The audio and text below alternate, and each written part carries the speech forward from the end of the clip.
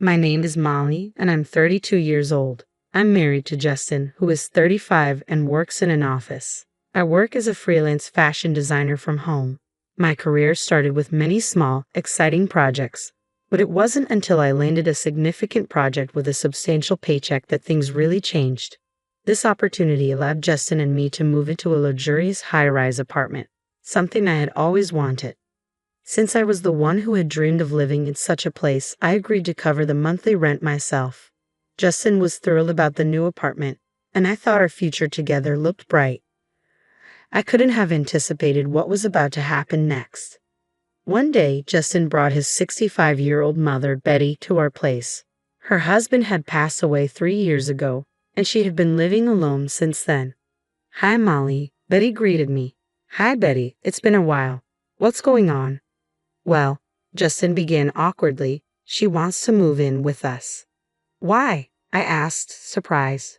Justin explained that Betty's house was deteriorating, and she wanted to move to a better place. She didn't have much money, so she hoped to stay with us temporarily. I understood the situation but wasn't thrilled about it. Our apartment was a haven for just the two of us, and Betty, whom I barely knew, felt like a stranger.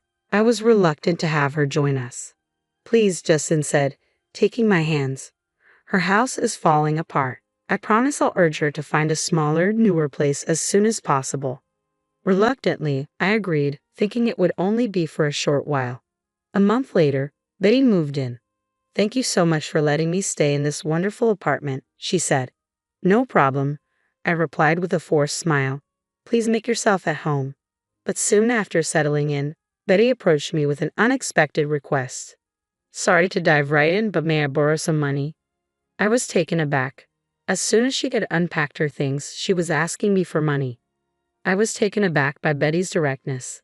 "I've been seeing the doctor a lot lately, and it's been costing me money. I just need a little bit, please." "How much are you asking for?" I inquired. "Around $300 for now," she said. Given her age, it wasn't surprising that she might be facing health issues, and I could understand that medical expenses could add up quickly. I reached into my purse, found $650, and handed it to her. Then, one day, Justin came to me with a request. I was unsettled, fearing it might be related to Betty. "You know, we should get a new car," he said. I was so surprised that I nearly fell out of my chair. "What do you mean? We just bought a car 2 years ago." "Well, it's too small," Justin explained. I couldn't understand why the size of the car mattered. It was sufficient for the two of us, or three if you counted Betty. Why did the size need to change? "My mom doesn't like it," Justin added. I was baffled. Why was Betty complaining about a car that wasn't hers? "She wants a more luxurious car, like a Mercedes," Justin said. I was completely lost. Changing cars for such a trivial reason seemed unreasonable. Besides, could Betty even drive? "I'm not buying an expensive car. Tell her it's not happening," I said firmly. At the time, it was clear to me that this request made no sense. Betty's complaints about the car seemed to never end, and soon she came to me again, asking for money. "My medical bills have become more expensive, and I'm falling behind on payments. Could you help me out again?" she pleaded.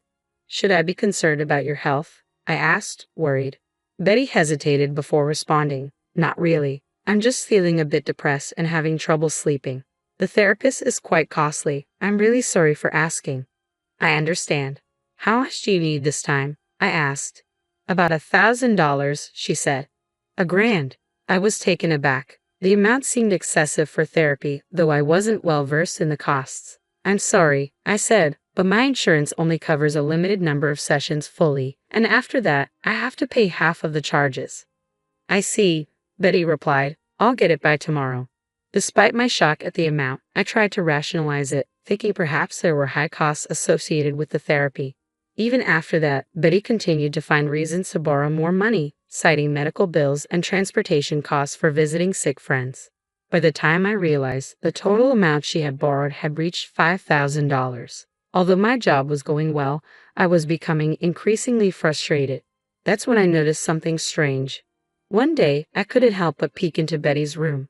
To my shock, I found designer bags and wallets neatly displayed on a shelf. I was stunned.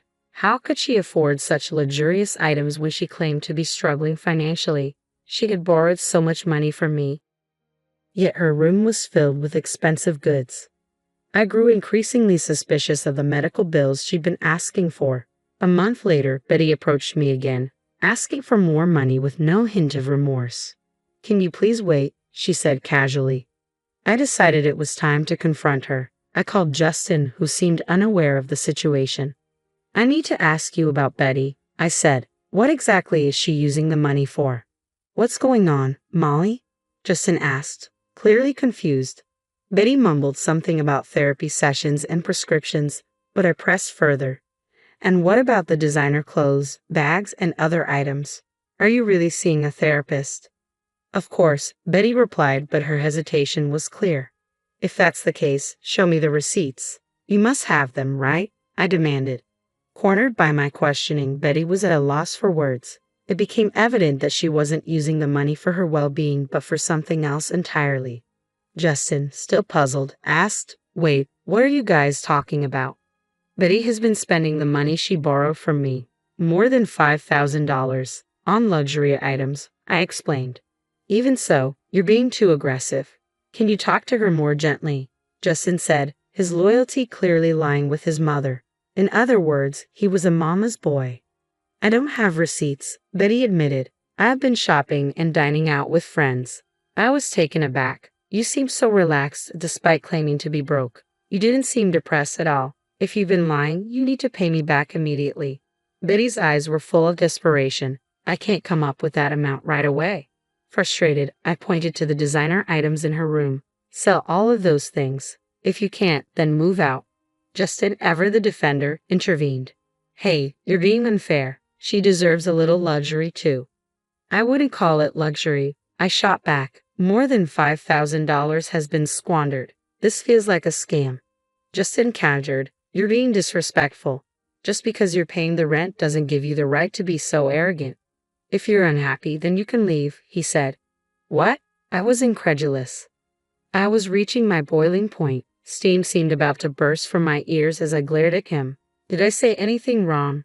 You're the one who brought Betty here in the first place. You do nothing but lounge around at home. Thanks to you, I'm stuck living with this mess. You're so condescending, it's infuriating." "Get out now," I snapped. Rage consumed me. "Fine. Don't regret this," Justin said, grabbing only the essentials and leaving the apartment. I found a new place quickly. As a remote worker, I could do my job from anywhere. I wasn't fixated on living in a high-rise as long as my new home was comfortable.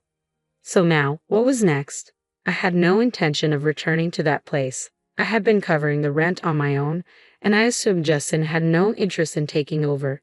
Even if he wanted to, his paycheck wouldn't be enough to cover it. My income far exceeded his. I consulted with a realtor who had assisted me before. I explained that, due to personal reasons, it had become very difficult to manage the monthly rent. Although I could technically afford it, I chose to downplay my situation. "I'm sorry to hear that. What would you like to do?" the realtor asked. I asked for his help with the situation.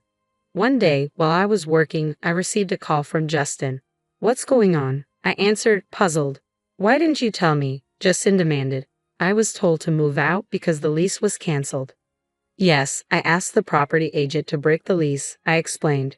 "Since I don't live there anymore, I don't see why I should continue paying the rent." "But my mom and I still live there," Justin protested.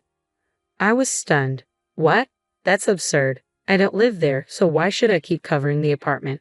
If you're in trouble, you should talk to your mom and maybe sell some of her things to raise the money," I suggested. I was incredulous and frustrated. It seemed Justin's sense of entitlement had no bounds. I spoke with a hint of sarcasm. "Well, you were the one who wanted to live in a high-rise. If you're not ready to move, why don't you take over the lease yourself?" "Oh wait, you probably can't afford it with your salary." Justin seemed at a loss for words. "You know, you should be able to manage a modest apartment.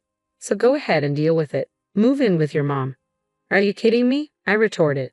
"My mom has already used up her savings from selling her house. I don't have any extra funds myself. How do you expect me to find a new place?" "That's not my problem," he replied. I couldn't understand how he still had no savings when he had been relying on my income. The entitlement and irresponsibility of both him and his mother were astounding. "You've brought this upon yourselves with your foolishness," I said.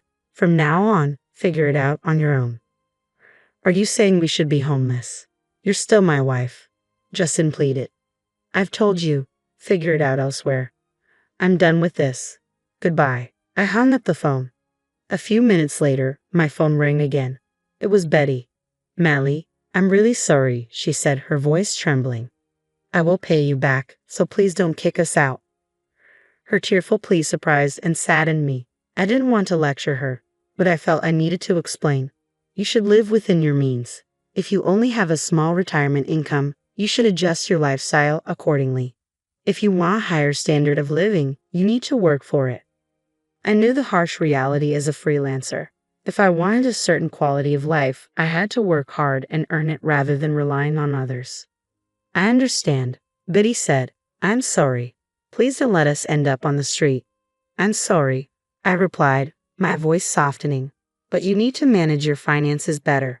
The apartment had already been leased to someone else. You really need to move out, I told Betty coldly. This is a matter of regulation. I ended the call with finality. Later, the realtor informed me that Justin and Betty had pleaded with him to keep the lease, but he told them that a new tenant was moving in soon and they had to leave.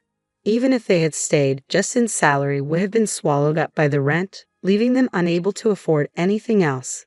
It was absurd for them to expect me to continue supporting their living situation while Justin relied on me. His outbursts had pushed things past the point of no return. I was frustrated and resolved that this was the end. Justin and Betty were left without an apartment and were moving from one motel to another because they couldn't afford the broker's fee or deposit, and no one was willing to be their guarantor.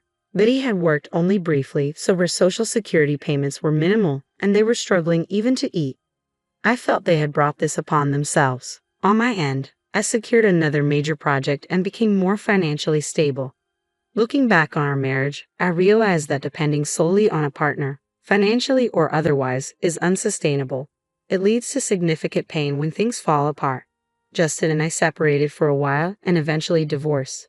Our feelings had cooled, and there was no reason to stay together. Now that we're estranged, I feel a sense of relief. If I were to marry again, I'd be more discerning. The divorce taught me valuable lessons about life and relationships, and I plan to take my time finding the right partner.